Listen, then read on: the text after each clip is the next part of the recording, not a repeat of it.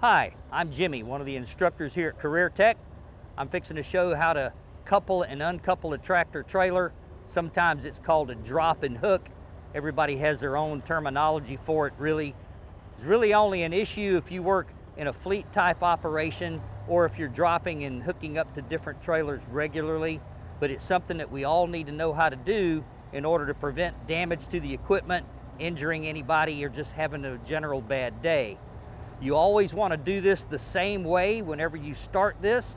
You want to get in a routine so you do it the same way every time. You don't want to try to vary it up a whole lot so you don't miss a step, because missing a step can be really bad if you miss the wrong step at the right time, or the right step at the wrong time, depending on how you look at it. You want to make sure you carry all the way through the hook and unhook process without getting distracted by any kind of outside influence. You don't want anybody walking up and talking to you. You don't want to engage a friend or coworker or even a stranger in conversation, because you don't want to miss one of these steps. The first thing you want to do when you exit the vehicle, before you do anything else, you want to make sure you roll the landing gear down. That's critical that you roll the landing gear down first before you touch an air line or an electrical line, or before you ever attempt to unlatch the fifth wheel itself. Because as long as the landing gear is down, you know that you're not liable to or likely to drop the trailer in the event that you miss a step. The rest of the steps aren't as critical, because if you drop a trailer without rolling the landing gear down and the trailer is loaded, I've seen it drive the landing gear completely through the floor of the trailer, which is a no-no. You're trying to eliminate any damage to your company's piece of equipment. So once again, the first thing you want to do before you touch the fifth wheel itself, or before you ever touch your electrical lines or your air lines, you want to make sure you roll the landing gear down.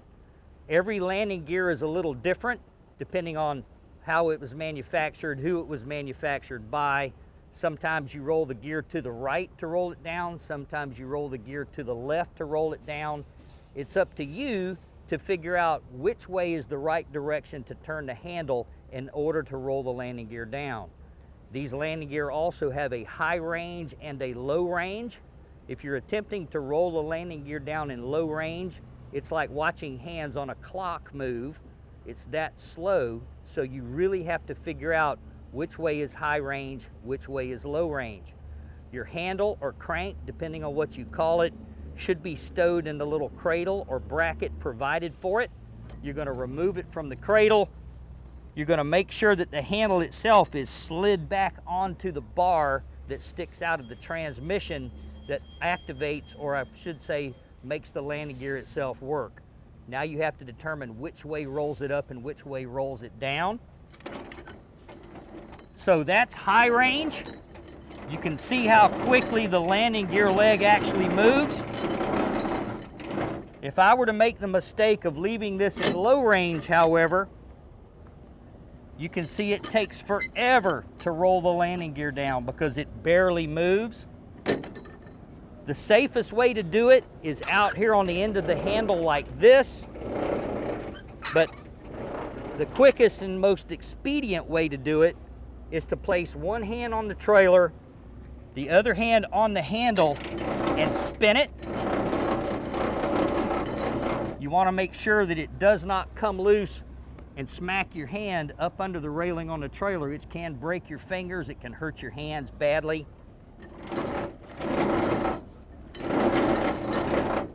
You want to roll the landing gear down until it's not quite tight on the ground. You want a tiny little bit of space underneath, because as you drive out from under the trailer, you'd like the trailer to slide off of the tractor and settle to the ground just a tiny bit.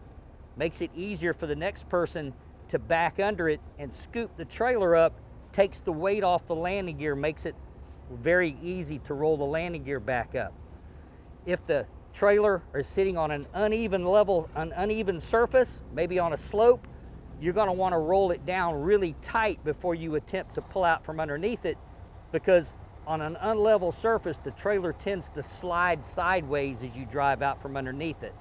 After you've rolled it down, and make sure both sides roll down, because this has a cross shaft that rolls the opposite landing gear down the same time this one rolls down. It has to roll down. Those are kind of timed to each other, but the cross shaft bolts do break occasionally, and you'll find yourself rolling only one side of the landing gear down, which is going to allow the trailer to topple over as you drive out from underneath it. You want to make sure both of your landing gear are down. After that, you're going to replace the handle in the bracket or cradle provided for it, and then you're going to remove your air hoses and your electrical line from the trailer before you release the fifth wheel, and I'll explain why in just a moment. So the company I worked for before starting here and being employed as an instructor at Career Tech, we dropped and hooked our tractors and trailers every day. There was a lot of that going on, so you want to get in a routine and you want to do it the same way every time. So again, some of this is my opinion, but after 25 years of doing this multiple times a day, you kind of see the intrinsic value in doing it one way and doing it one way only. So you always want to remove your air lines and your electrical line before you release the latch on the fifth wheel itself. That ensures that when you drive out, the air lines and the electrical line don't stretch to the end of their travel and then come flying off the back of the truck like the world's strongest bungee cord and either damage the back of your tractor, or in a day cab like this, they'll actually go through the back window and hit you in the head if you're not careful with it. So you always want to remove them one at a time. They're a quarter turn to get them off, and you want to make sure you put them back on the bracket provided for them on the back of the tractor. You do not want to simply lay them up on the frame or up on the catwalk, because it never fails. As you go to move the tractor, they will fall down between the frame rails, they'll get tangled around the drive shaft, and they'll get damaged or pulled apart, and then you're stranded somewhere with no way to move the tractor, to move the trailer again. So this has a little latch with a little spring-loaded door that you have to lift before you can remove it, and it will only go in the bracket one way because it has a slot cut in it. You always want to remove them outside to inside so you're not having to reach across the hoses. So it snaps onto the bracket as well as on the trailer itself with a little quarter of a turn of the glad hand on the end of the hose. So the next thing you do, if you don't buy but one thing when you start doing this as a career, you want a fifth wheel hook. That's going to allow you to reach up under the trailer and actually release the fifth wheel without having to reach all the way up under, perhaps hurting your shoulder, hurting your elbow, hurting your hands. Plus, it allows you to get two hands on the fifth wheel puller so that you could get a nice, steady, firm pull to release the fifth wheel. It has a hook on one end of it, and it has a little finger sticking out to actually raise the safety latch if you have an old school fifth wheel that's equipped with a safety latch. You want to find your fifth wheel release handle, you want to reach in and you want to grab it with the hook on the fifth wheel puller. Now you're way out here, out from under the trailer, where you can get two good hands on it and get a nice firm pull on that fifth wheel. You don't want to pull out on it slow and steady. You want to move out on it until you feel a bit of resistance, and then you want to give it a bit of a jerk to release the fifth wheel. So now that I've got the fifth wheel released by pulling the lever, the fifth wheel release handle, I should say, all the way out and then forward into the locked position, I'm going to start the vehicle, release the tractor brake only, and I'm going to ease carefully and smoothly out from underneath the tractor, or from underneath the trailer rather, excuse me. You want to do it carefully and slowly so that if by some happenstance you've forgotten to roll the landing gear down, usually it'll start to slide off the landing gear and you can catch the trailer on the back of the vehicle, which allows you to back up underneath it, roll the landing gear down, and save yourself a lot of heartache. So you want to be careful and slow when you pull out from underneath a trailer. So now that I'm inside, I've closed the door, I'm going to restart my vehicle. I'm going to release the tractor brake only.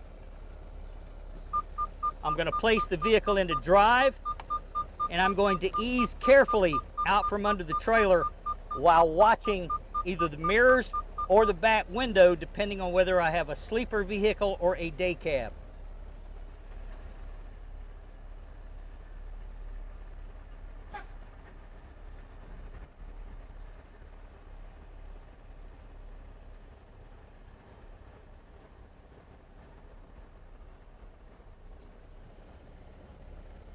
At this point, I place the vehicle back into neutral, set the parking brake, and turn the vehicle off. If I were dropping that trailer to leave it, I would then drive to wherever I had to go after this point. This is the point at which I would be able to inspect the fifth wheel on the trailer, perhaps look for any damage on the locking jaws or locking mechanism of the fifth wheel itself, make sure that my fifth wheel was well greased. I could also look at all my suspension components and drive shaft assemblies, as well as my brakes at this point, because some of those things you can only see once the vehicle is out from underneath the trailer. So now I'm going to recouple the vehicle. I want to back under the trailer slowly. I want to make sure that the trailer is at a proper height so that I do not miss the fifth wheel with the kingpin and damage the back of the tractor with the front of the trailer. Sometimes the person that dropped the trailer before you might have had a vehicle with a substantially taller fifth wheel. Perhaps he had his airbags aired up fully when he dropped it. So if it's at a considerably different height than what your vehicle is prepared for, you want to be careful as you back underneath it, because the last thing you want to do is miss the fifth wheel and either wind up with the fifth wheel, the kingpin rather, hung on this side of the fifth wheel, or worse yet, crushing the back of your cab or damaging the front of your trailer. Especially important if you have a trailer with a refrigeration unit on it. So I'm going to ease up underneath it. When the trailer fifth wheel, or tractor fifth wheel rather, bumps the trailer kingpin, it should trip a release and it should lock automatically.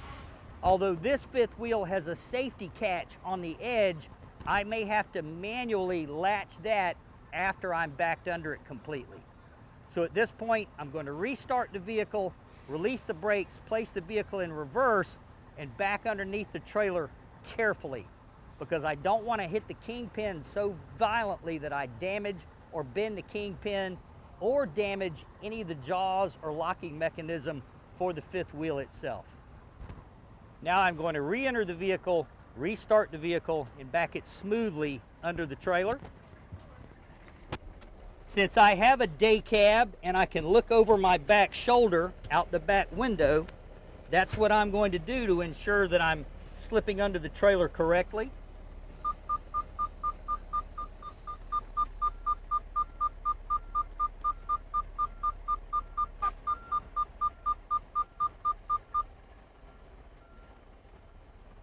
The trailer's a little higher than I like because I had to take the pressure off of it.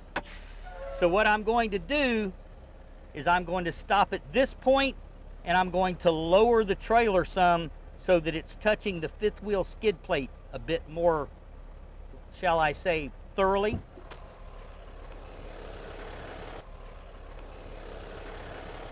Make sure that they look like they're sitting together the way they should be. Re-enter the cab of the truck. And then back up once again after releasing the tractor brake until I feel a bit of a bump. At which point I should hear a big clack as the fifth wheel relatches itself. I'm going to place the truck back into drive and I'm going to tug on it slightly so that I feel whether it's latched or not. I want to be careful with it. I don't want to use a lot of power here because, again, I don't want to damage either the kingpin or the fifth wheel itself.